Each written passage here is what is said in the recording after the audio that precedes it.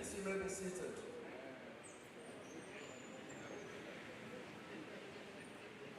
Our very ebullient, pragmatic, and strategic Vice Chancellor, Professor Edoba Omoreghe, Senior Advocate of Nigeria, former Vice Chancellors of our university and heads of institutions here present, all the principal officers of our great university, the provosts, deans, and directors, the valedictory lecturer and family, professors emerita, other esteemed professors and erudite scholars here present, top government functionaries, your royal highnesses, greatest university staff and students, invited guests, gentlemen of the press, and of course, our very distinguished ladies and gentlemen.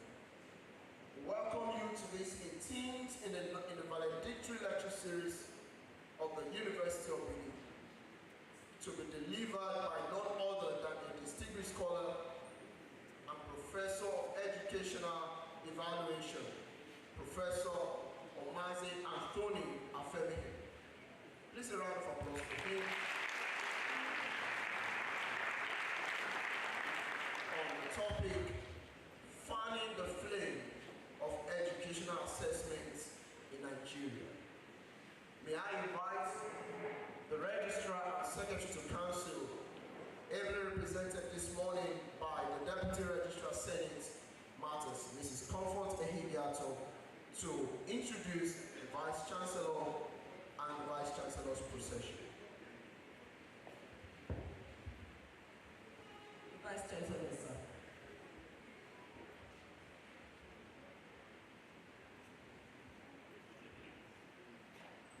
I welcome you all to the 18th valedictory lecture series of this great university. The Registrar of the University of Benin, Mr. Ademola Bubola, is away on another assignment, and he has requested me to stand in for him. I am Comfort Inyegulena Eligato, Deputy Registrar, Senate Matters. Permit me to stand on the already established protocol by the representative of the PRO and to introduce the Vice Chancellor's procession. Today's procession is led by a determined, focused, and energetic Vice Chancellor. I therefore crave your indulgence to present to this great audience our own learned Sikh Vice Chancellor, Professor Edoba Omoreghe.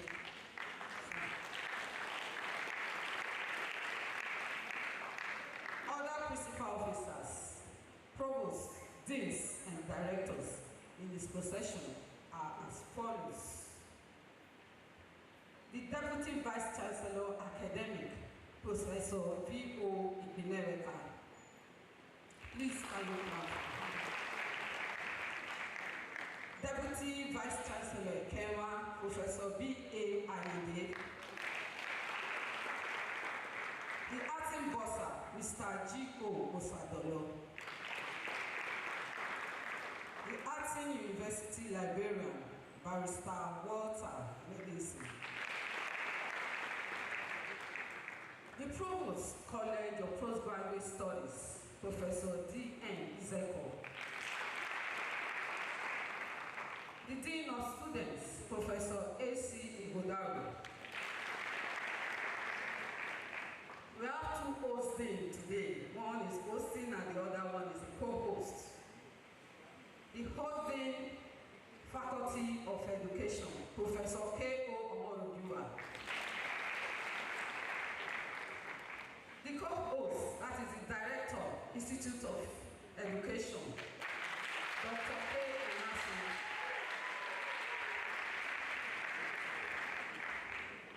The Dean, Faculty of Engineering, is represented by Dr. C.I. Eboide.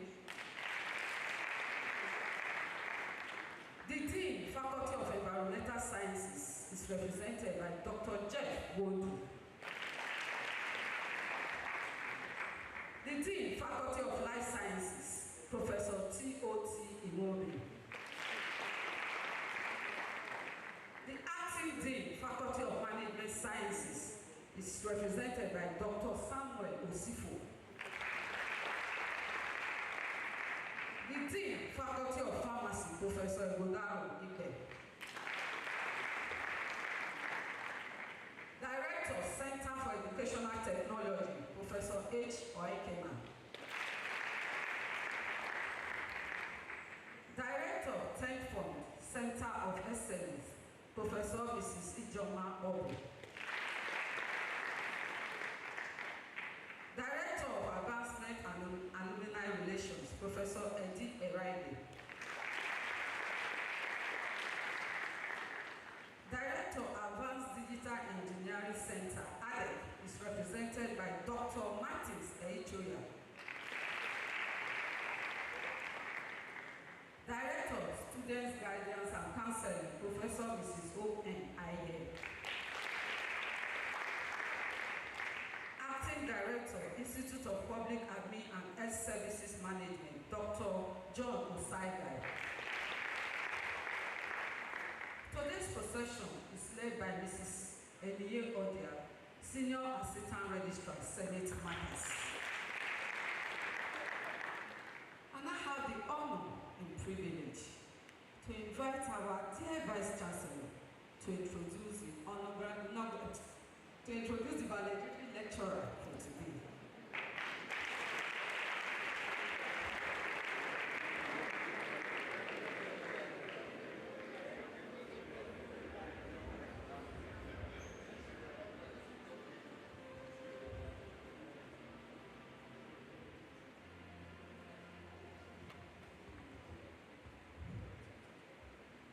Officers of the University of Benin, Provost College of Postgraduate Studies, Provost College of Medical Sciences, Deans of Faculties and Schools, Directors of Institutes, members of the Governing Council, here present, Professors Emerita and members of the University Senate, my Lord, spiritual and temporal, staff and students of the University of Benin, great university students, distinguished invited guests and friends of the university,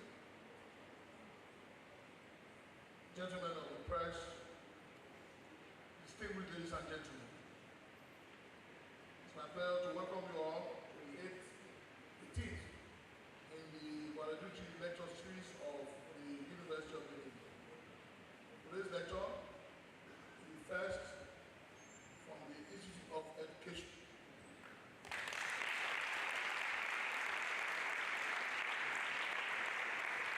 I'm here because we delivered my tenure as the Vice Chancellor of this great university.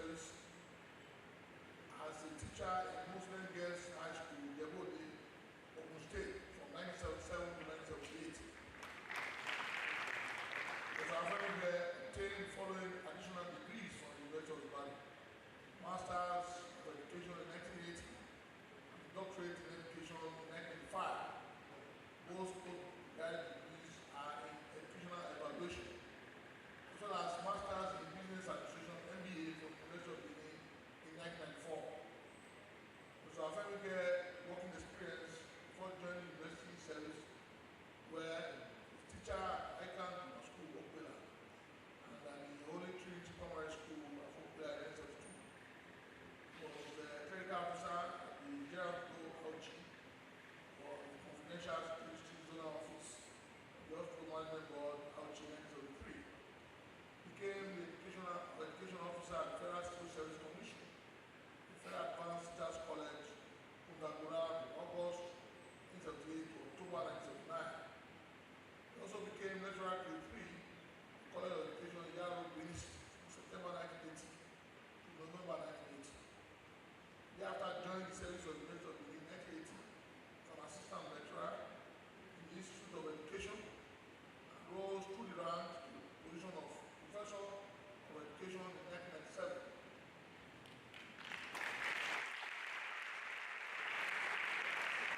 There are several administrative positions within and outside the University of Benin, such as representative of the Institute of Education, University of Benin on Joint Consultative Committee on Secondary Education and Teacher Education, 1981. Was member, Postgraduate Board, 1990 to 1994. Was member, University Admission Board, 1993 to 1998. Was director, Institute of Education, University of Benin, 2004 to 2007. Also member, University Post Matriculation Examination Committee, 2005. And the first committee that superintended over that examination. And became chairman to several committees of the university, mostly ad hoc committees and even substantive committees. Also, AFEMIKHE is a member of several professional associations, such as a member of the Science Teachers Association of Nigeria, member of the Nigerian Academy of Education, member of the Association for Educational Researchers and Evaluators in Nigeria, formerly the Nigerian Association for Educational Researchers, is a member of the Botswana Educational Research Association, member of the Association for the Study of Educational Assessment in Southern Africa, also a member of the Association for Educational Assessment in Africa, and member of the National Educational Assessment Association. He has over 71 publications comprising of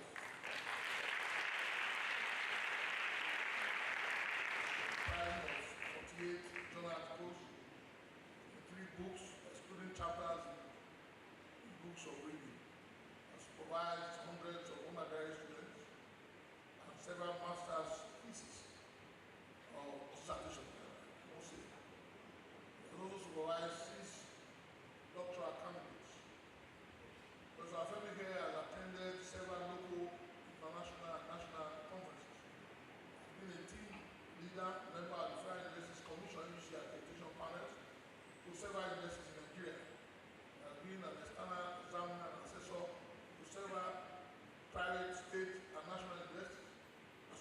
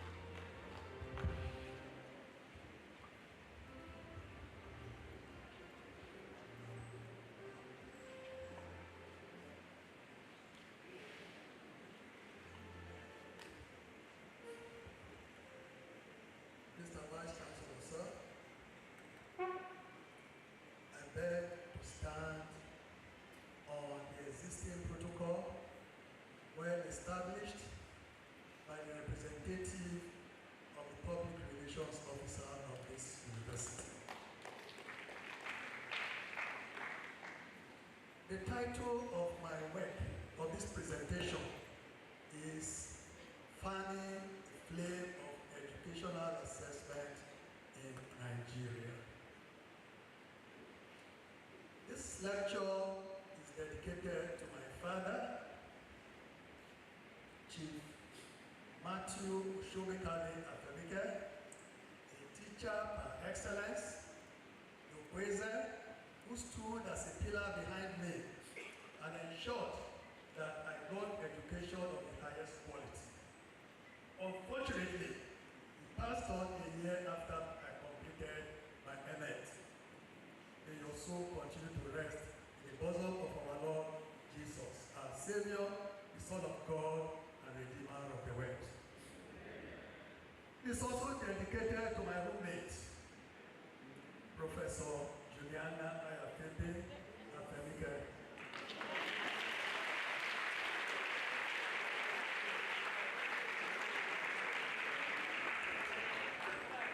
My real mirror, who has been my support since our paths crossed many years ago.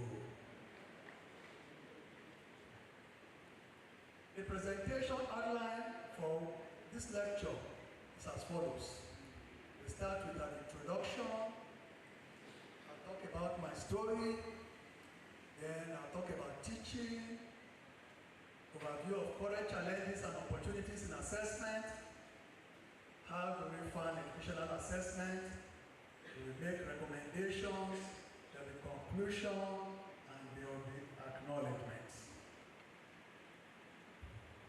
This lecture marks my retirement from the services of the University of Benin, a journey that I started on 19th November 1980.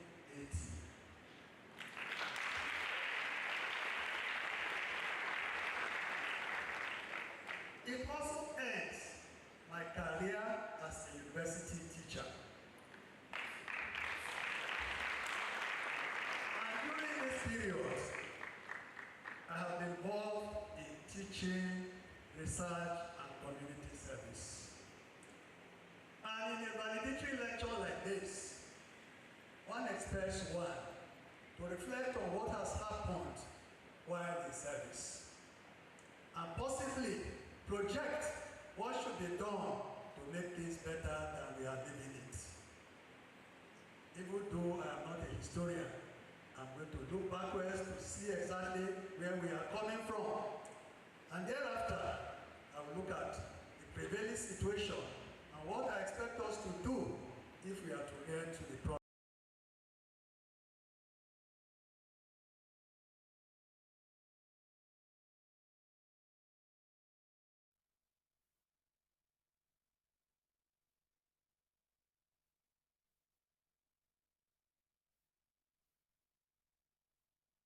Inaugural lecture in 2015.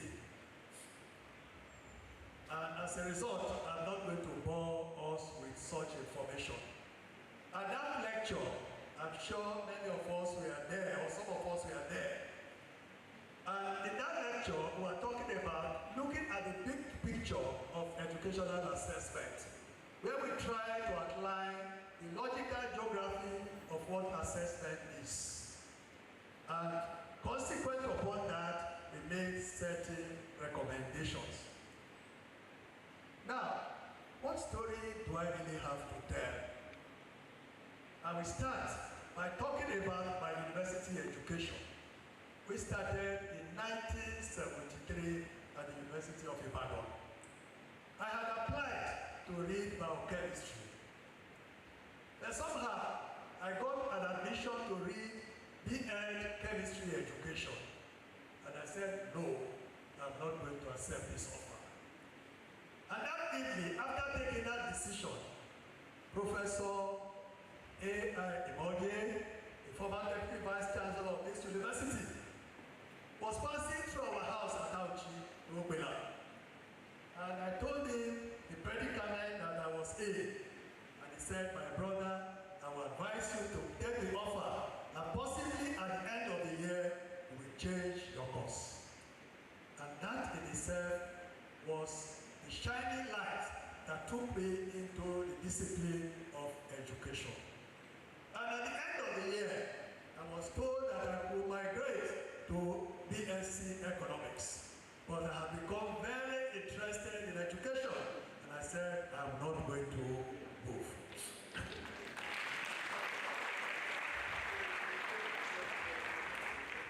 On my completion of the B.Ed, I went to teach, and on the advice of late Professor S.T. Baja, the renowned chemistry author, I had to pursue educational evaluation at the University of Ibadan.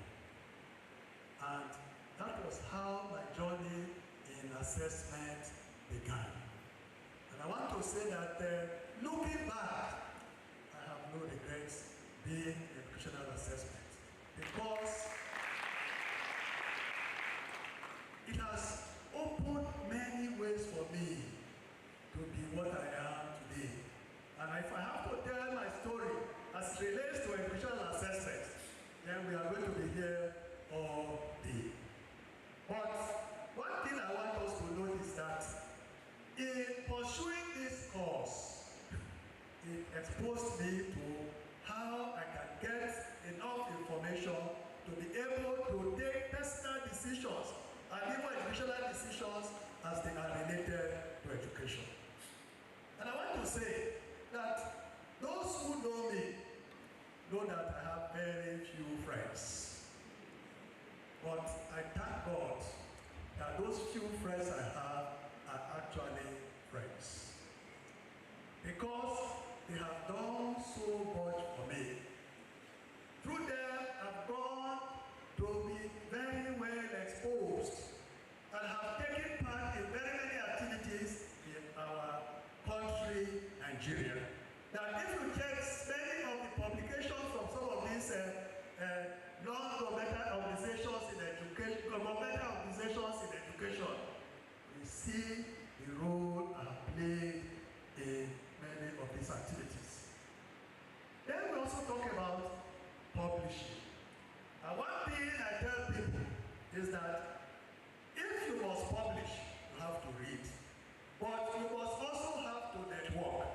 And the only way to network is for you to attend conferences. And people will ask me, with your big annual, are you able to attend conferences? I tell people I budget for conferences every year. I will begin to save towards it. And through those my conferences, I got to know very many people. For example, I got to know key players in WAEC, key players in ECHO, key players in UBEC, and so on and so forth. And I must tell you an experience I had in Cambridge in 2011, where I presented a paper on admissions by the Joint Admissions Board. And I had 3-4 delegates from outside Nigeria. Then the registrar of WAEC was there. Then every other person in the room was from Chad. And I faced fire. Many questions. People trying to run down what I had done. But I insisted that I had done the proper thing. And at the end of the day, the white man who was the chairperson got up and shook my hand and said, I like your courage. And the head of WAEC said, my brother, don't mind those our friends. They are fighting for their daily bread.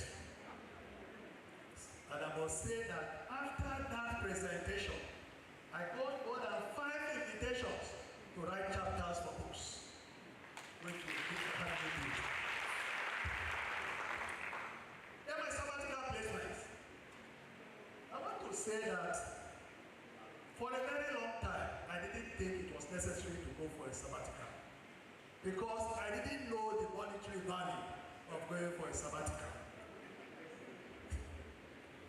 But somehow, when Professor G.A. Badmus of blessed memory, a former professor in this university,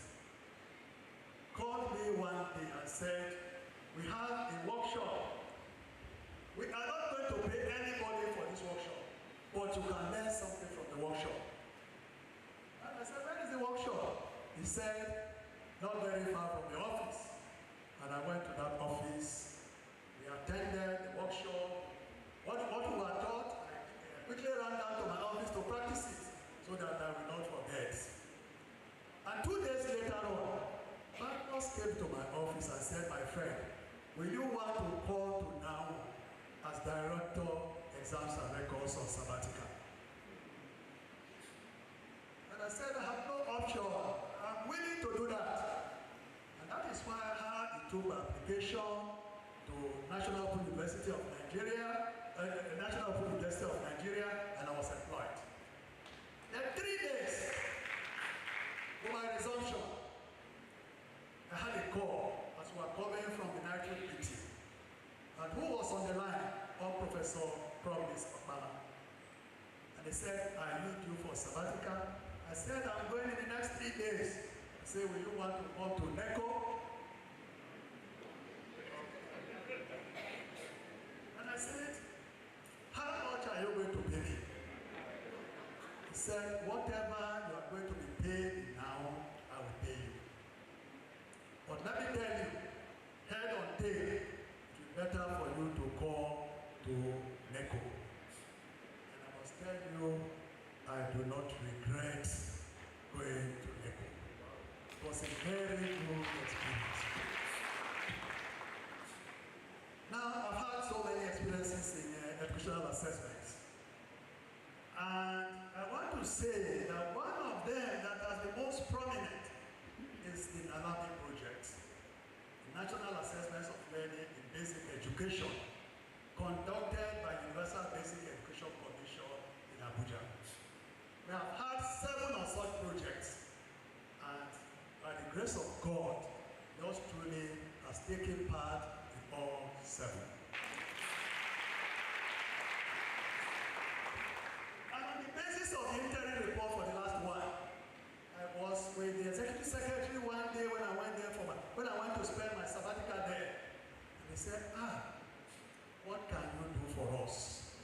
And I said, I want to follow up on the results we got from the NALABI project. He said, do us a proposal. And I must say that that proposal was accepted. And I must thank some of my colleagues here. Because what I tell people is that no human being is an island with respect to education, with respect to knowledge.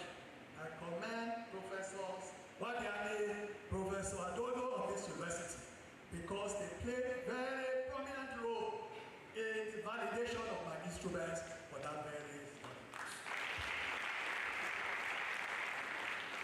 I think some lessons have been learned, and the lessons are we should, as much as possible, try to network.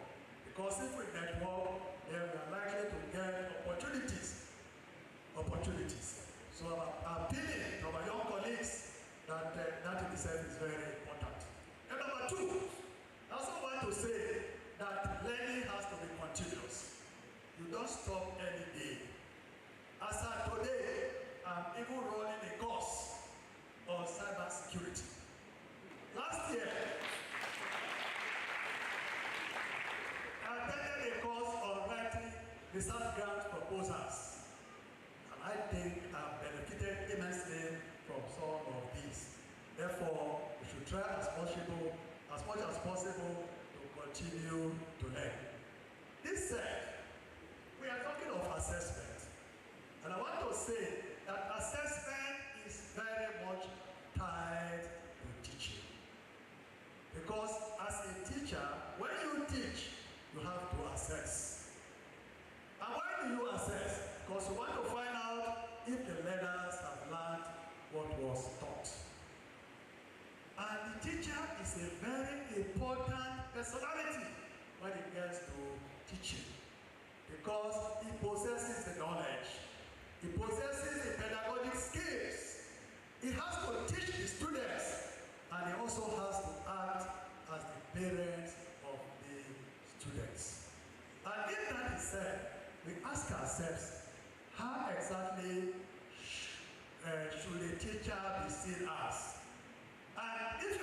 this slide here on the board, we find that we have what we call a multi-layered intellectual cap of today's teacher.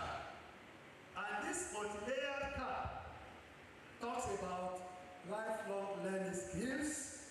And the teacher must have lifelong learning skills, must have a general knowledge and knowledge of culture, including ICT, must have a broad field knowledge such as science, like I have.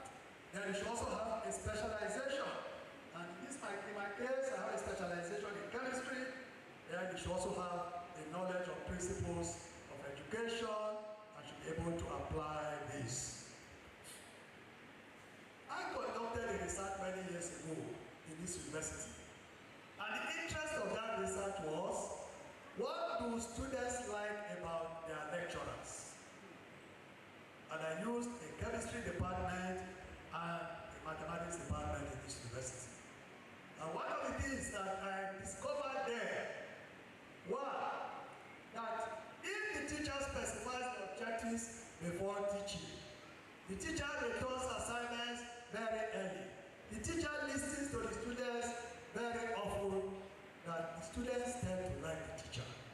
And I asked myself the question, what does this tell us? And with my friend, Mr. Valedictory, we are on this issue for a very long time, trying to find out the implication of those results. And finally, he said, oh, these things have to do with having pedagogical skills, which means the teacher has to have pedagogical skills for students to like him. Not just having them, you have to apply them. And on the basis of that, my institute many years ago wrote a proposal that we should organize a pedagogy course for lecturers over a 2-year period so that they can get a PGDE. But unfortunately, that proposal didn't see the light of day. Now, there are 5 levels of teaching. You have the dictatorial, where the teacher dictates everything, the all-knowing teacher. Whatever the teacher says is correct. You cannot question the teacher. And when I remember this, I remember the particular time my daughter came home. I said, what this your teacher has said cannot be correct. And my daughter said, no, my teacher cannot be wrong. My teacher cannot be wrong. Then we also have the didactic teacher. This is the type of teacher who has some knowledge of pedagogy and attempts to apply them while teaching. Then we also have the demonstrative. The teacher demonstrates only. The students will not have an opportunity to practice. Then you also have the interactive. I was telling somebody when I was a student in UI, as a chemistry student, every year I had a locker. And that locker contained all the apparatus that I'm going to use throughout the whole year. And at the end of the year, the stock is taken. And any one of them that is broken, I'm made to pay for them.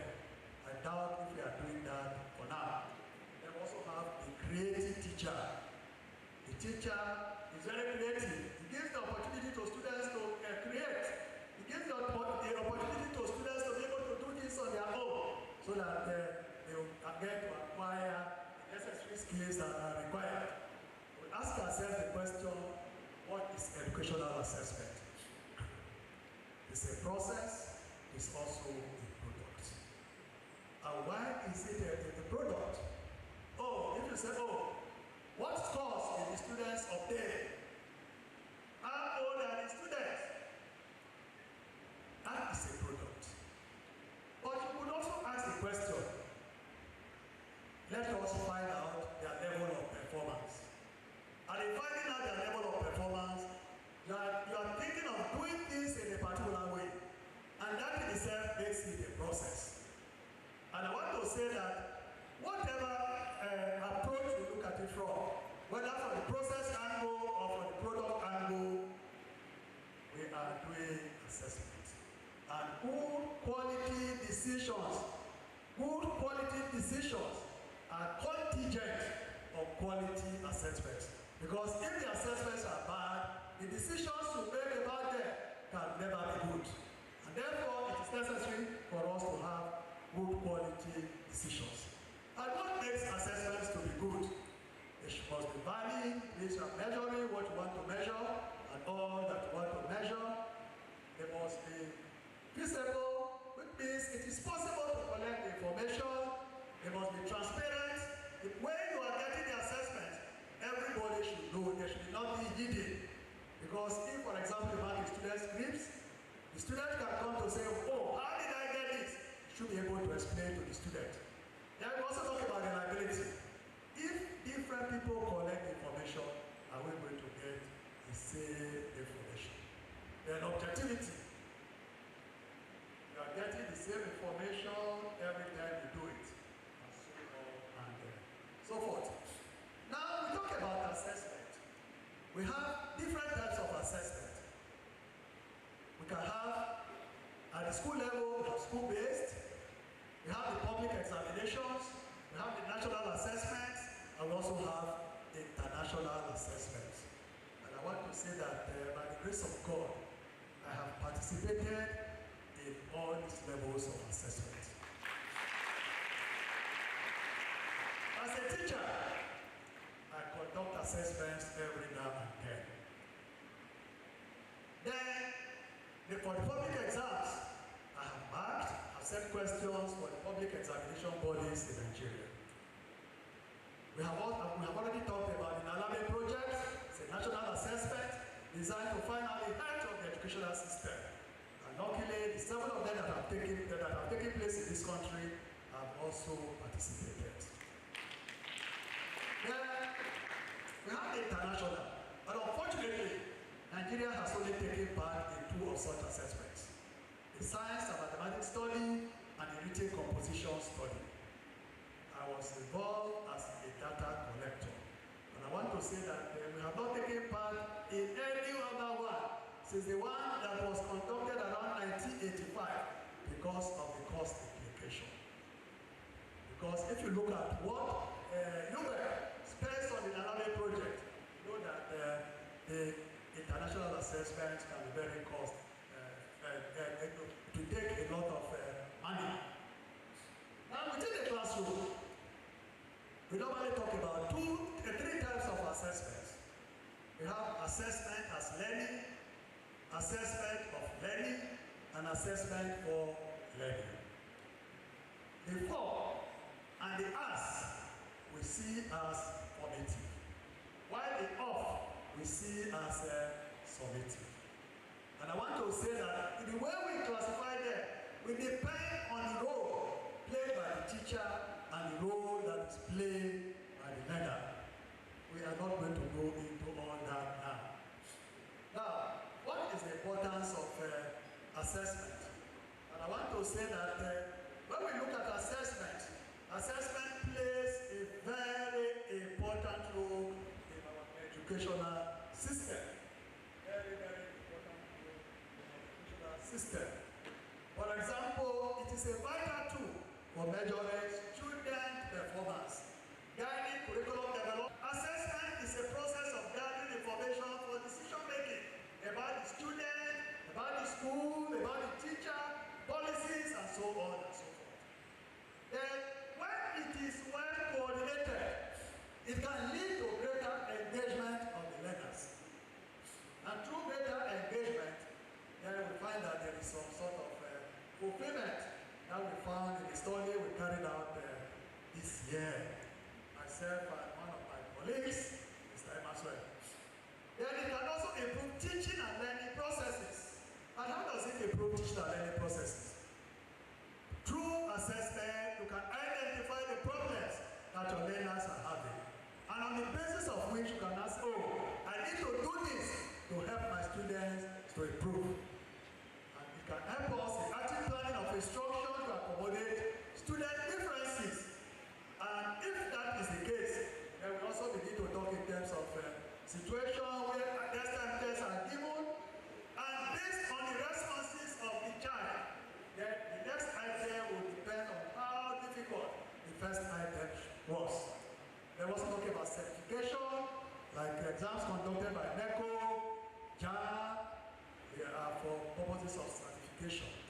also talk about accountability. That anybody given a duty to perform, the person must be held accountable. Schools are expected to teach learners to learn, to be able to exhibit certain skills and to acquire certain knowledge. If they are not doing that, then the schools are failed. Therefore, accountability is very, very important. What are the challenges we have in Nigeria? First challenge is lack of essential facilities, such as testing centers, digital tools, and standardized assessment materials. These things are not available. Or if they are available, they are very scarce.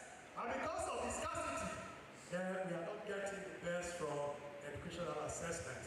There is also the showing implementation of continuous assessment in our schools.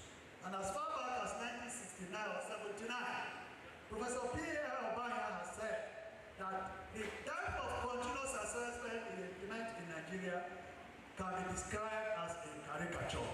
And I want to say that even as of today, we can still see it as a caricature. Then we have a large number of students in our schools, and that in itself makes it difficult for us to do so many things we should be doing. We have the shortage of trained specialists, leading to inconsistency in evaluation because they are few, and when we will have some of them, the ones who are training now, they have different philosophical backgrounds, and that in itself leads to confusion with respect to assessment.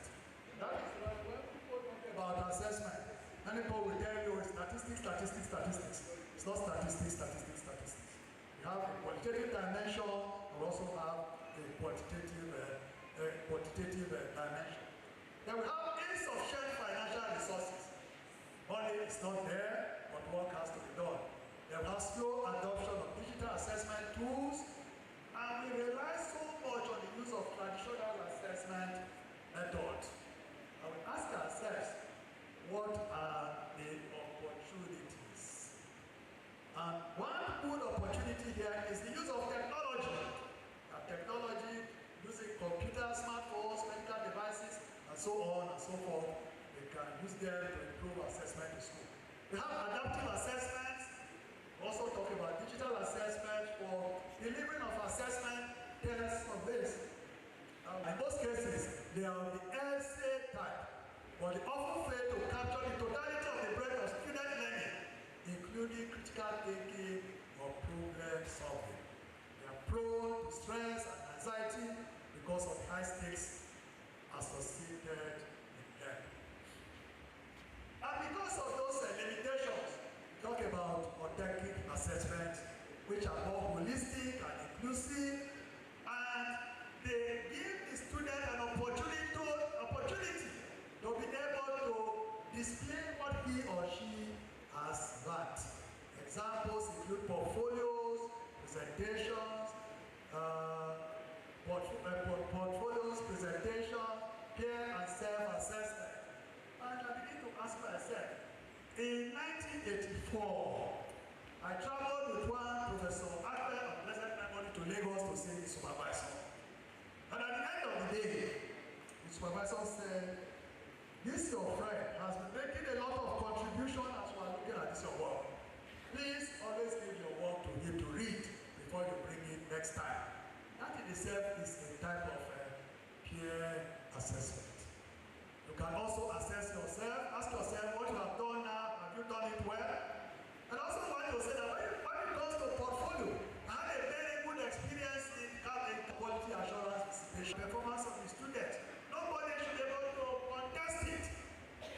But can we really say that that is the case?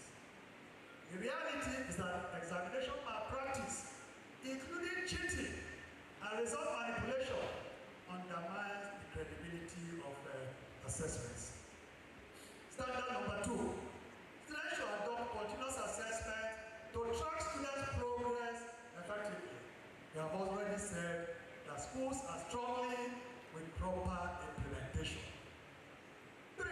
Digital tools should enhance assessment accuracy and efficiency. Again, we do not have these digital tools. We have limited access to them and have poor infrastructure. professional assessment. 4, teachers should be well trained in modern assessment techniques. Unfortunately, the program as we have in CCMAS does not provide such opportunity because there's only one course, and that course is tied to statistics. And if that is the case, our teachers will be and not likely to get proper training to be able to deliver on that mandate. That all students should also have equal opportunities to excel in assessment. We have economic reality and inequalities across affects us. Now, how do we strengthen educational assessments?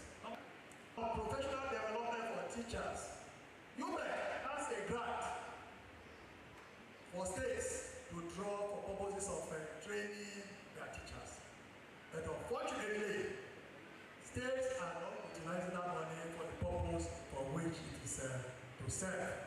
And therefore, you find that these days, UMAZE is withdrawing, not giving you the opportunity, because it tells you how to do. Then we should also enhance assessment tools and methodologies. We should assessment tools and methodologies. We should construct more tools, construct more tests, construct more scales that can be used for purposes of assessment. And if we do all this, the question we ask ourselves is, what then should we do if we are to get the results we expect from assessments? And the first recommendation here has to do with increased funding for assessment reforms to promote equitable and technology-driven assessment methods. In the last Nalale project, UMAZE did not have enough money, but UNICEF pledged some money. And unfortunately, that money did not come until we had come back from the field. Because they had promised they were going to give us scanners. But what did they say? We didn't need them, which was more or less a waste. Then it came to analysis. They said, oh, the analysis you have been doing over there is not up to the standard we are expecting it to be. Therefore, we are going to use a consultant. And I tell you, the consultant produced this result, and after producing this result, what happened? Discovered some weaknesses in those analyses. And we call on the consultant to do the needful out of it. Now, modern assessment techniques that are focused on competency-based learning should be encouraged, and competency-based learning should be encouraged among teachers. Then assessment literacy of teachers should be improved through continuous professional development. We are aware that many teachers cannot construct very good tests. Many teachers do not know the steps that should be followed. They cannot even interpret the results. And if we must get the benefits of the assessment, then the literacy level has to be improved upon. There should be a collaboration with educational assessment experts to refine assessment tools. We can construct some, we can modify some, and we can also buy some. Now, technology and innovation experts should develop AI-driven assessment tools to enhance efficiency. I'm sure that I've given them. There's been a long journey of learning and relearning.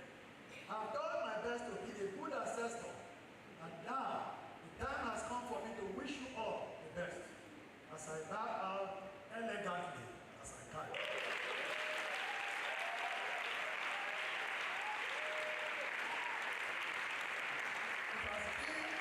It has been a deep honor to belong to this amazing community and a profound joy to serve it to the best of my ability.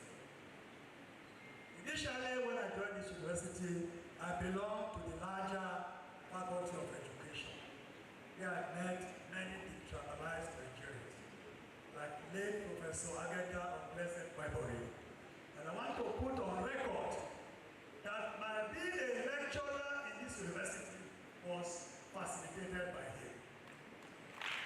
because he called me and I did very well, and because he's the man who channeled me into the discipline of education. Professor Sam Tunde Baja encouraged me to pursue a course in assessment. My professors P.A. Obaya, Joseph Obelia, Emmanuel Oyoloye, and Wole Falayajo proved me in the intricacies of educational assessments.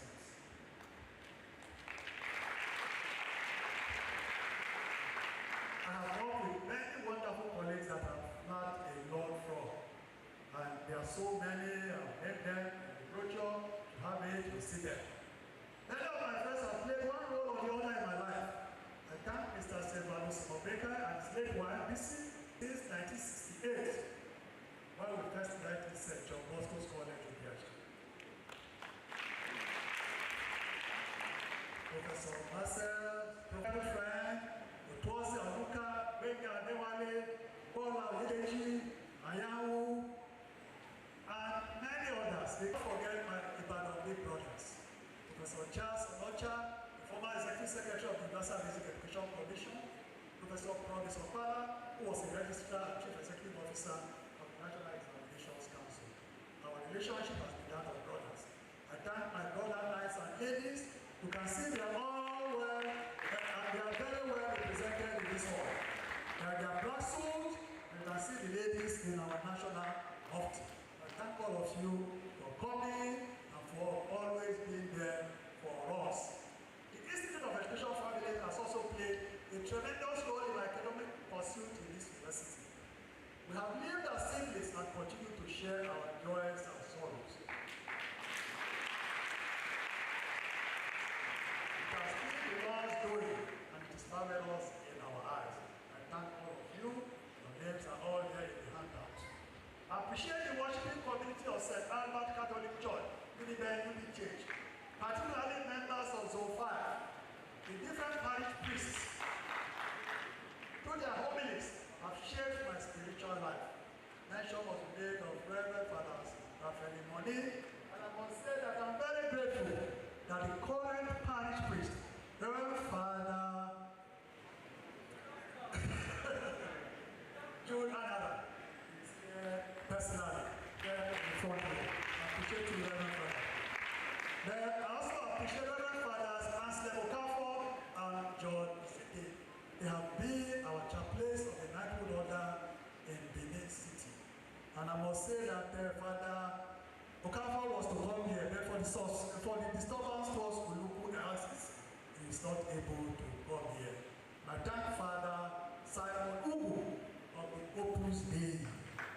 I thank you that on the few occasions I was hospitalized, when I called Father Simon, before you know what is happening, he's by my bedside. Thank you very much, Father. Through marriage, I became a member of the siblings in the basis of Patricia Demoye, Emmanuel, Philip, James, John, and Raymond. And the relationship with their families has been very cordial. I thank my late father-in-law and mother-in-law for the role they played in my life before they went back. So I want to thank my siblings, particularly my senior brothers, William and Sam, and their families. We have all lived together as a big family, supportive of each other. My siblings, Ambrose, Bridget, Lucas, Konika, Morris, Charles, and Claire, who are well appreciated.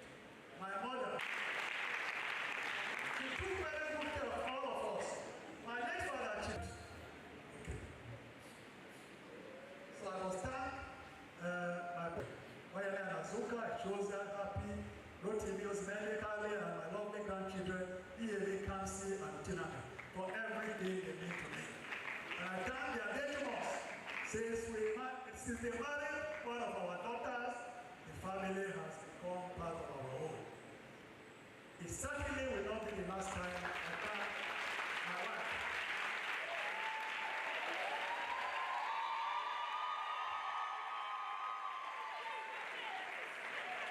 For her loving support in everything, and for holding up a mirror to me for so long and confronting me with my blind spots, including my scholarly works. I think I have become a tiny bit wiser as a result. And I have become quite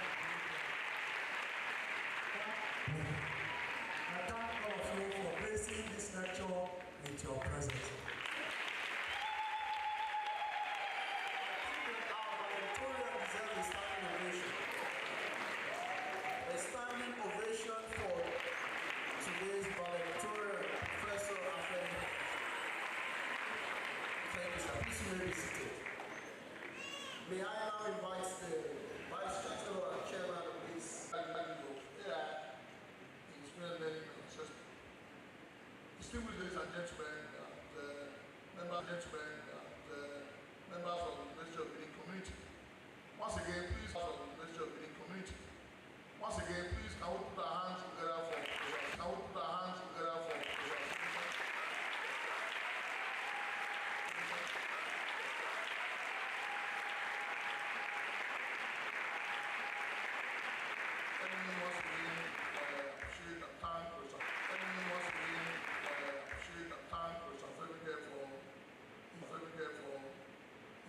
service to University of Benin. God continue to bless you in your endeavor. Thank you very much. God bless you all. Thank you very much. God bless you all.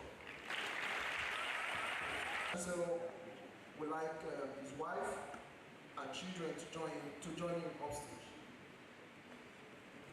The wife, Professor Juliana AFEMIKHE, children, Mrs. Cynthia Adejuma, and children, Mrs. Cynthia Adejuma, and Eugene AFEMIKHE. Please join our valedictorian upstage. Just members of his immediate family.